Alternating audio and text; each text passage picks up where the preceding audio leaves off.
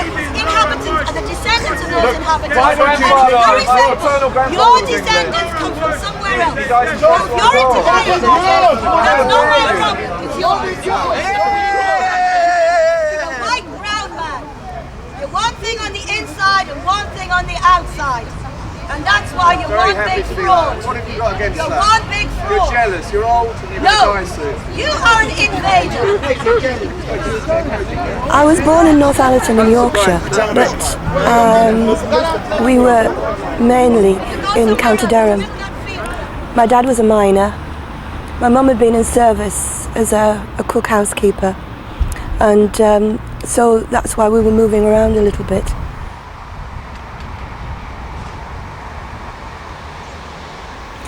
When my dad died suddenly at 15, I was the youngest of 4 of us.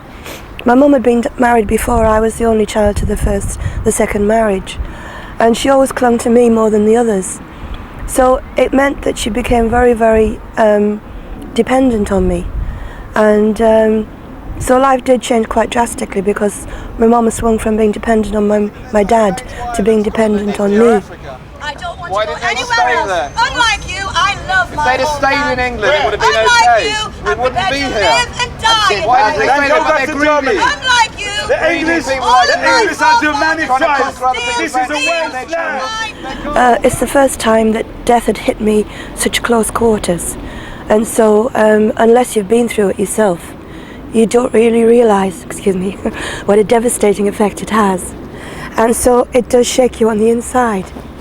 And again, if you want to come through it all right, then you've got to start getting centred on the inside. Otherwise, I suspect you can go through life wobbling because you're not strong enough on the inside.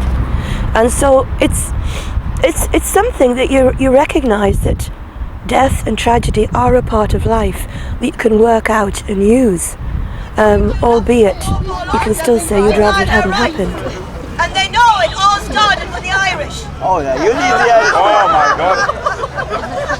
But put it this way, do you think we'd be having terrorists from all over the world coming hiding in this country? I am not a terrorist, I'm a tourist. Because I started to get involved with having boyfriends.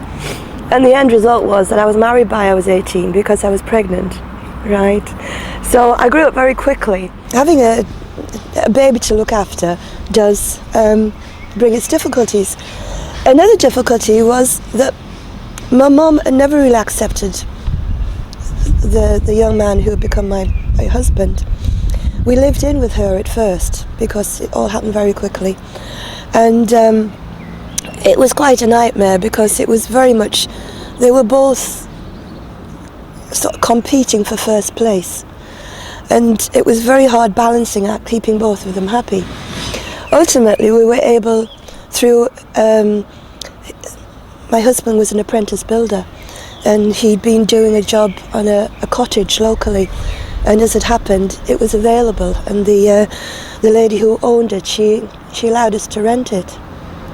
And so we were able to move out from my mum's house. And to be quite honest, I felt it was a step in the right direction because I was feeling very dejected about the future of the marriage because of the way things were. But as it happened, when we moved out, it became even worse because he didn't feel that there was any restraints there because my mum wasn't around anymore. So my life became, in fact, quite dangerous because he had developed a physical violence. And so it was just a very unhappy time.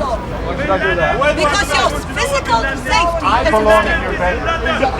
We are coming to bloodshed right across the globe. And you'll either be safe amongst your own people who go back generation after generation in the land that was given to them, or you will be out of order and you will be destroyed. She is worried that somewhere, at some point in time, someone may be having some... And when my marriage broke up, I went back to live at home with my mum.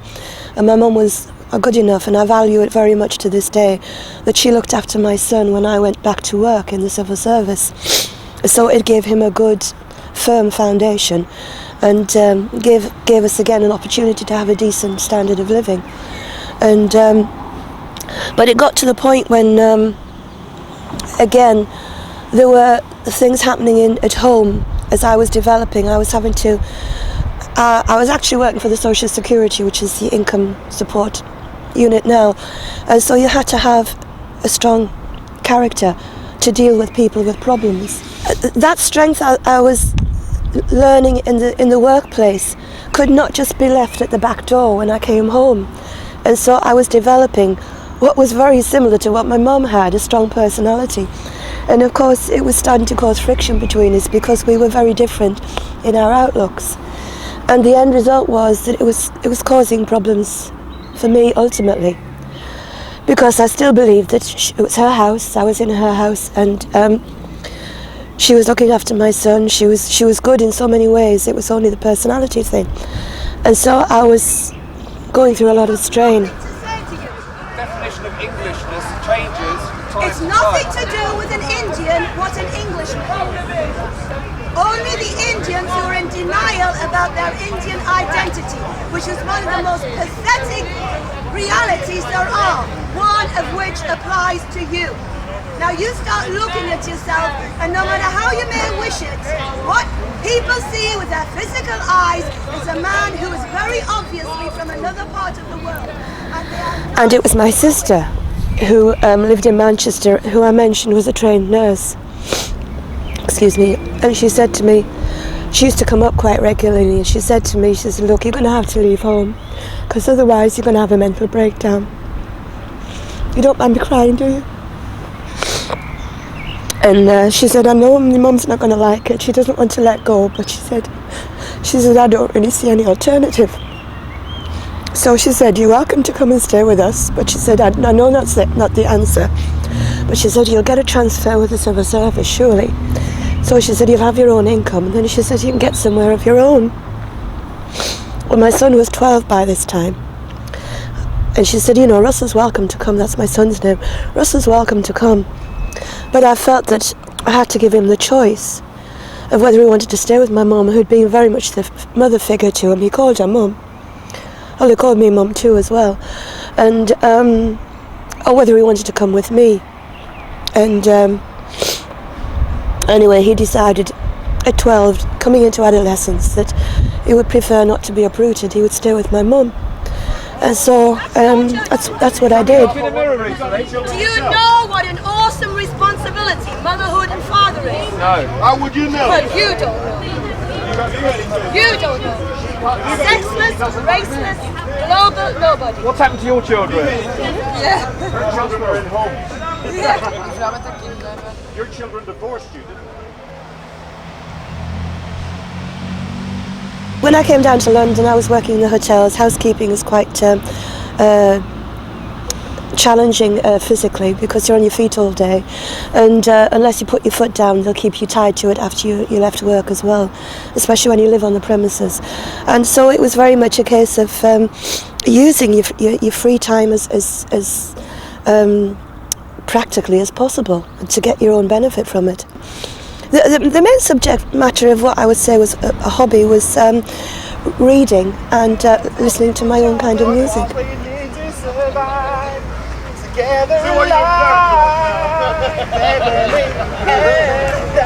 What's that song about? Pack your bags, you're Paul leaving. McCartney and Stevie Wonder. Pack your Paul McCartney, bags, a white guy. you're leaving. Stevie Wonder, a black Start guy. Ebony, Ivory, all together recognizing in harmony. I was going through what was a very placid part of my life, and I think this is probably that's what it was.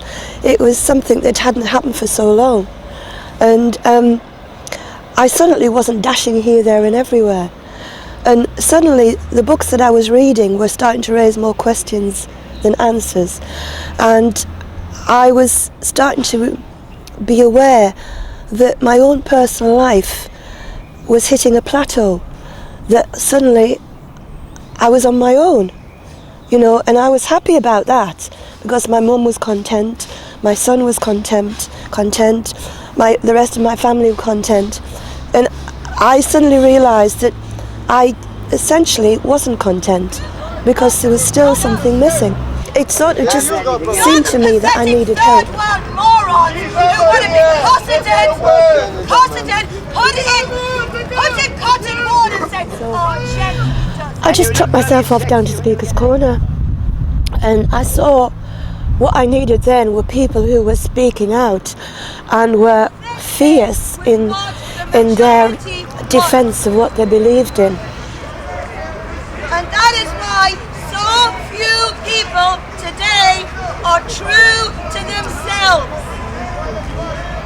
So few people today talk about freedom but haven't got the courage to actually speak their mind because they're terrified about what someone might say. Where I'm coming from now is very much what I can tie up with how I was brought up, and the fact that again, I was just thinking about this morning, I came from quite a military family. You know, like I said, my brother was at Suez, other members of the family had been in the Royal Navy. My dad had been in the armed forces for a while, even though he didn't have to be, because he was it was before national service and he was a minor.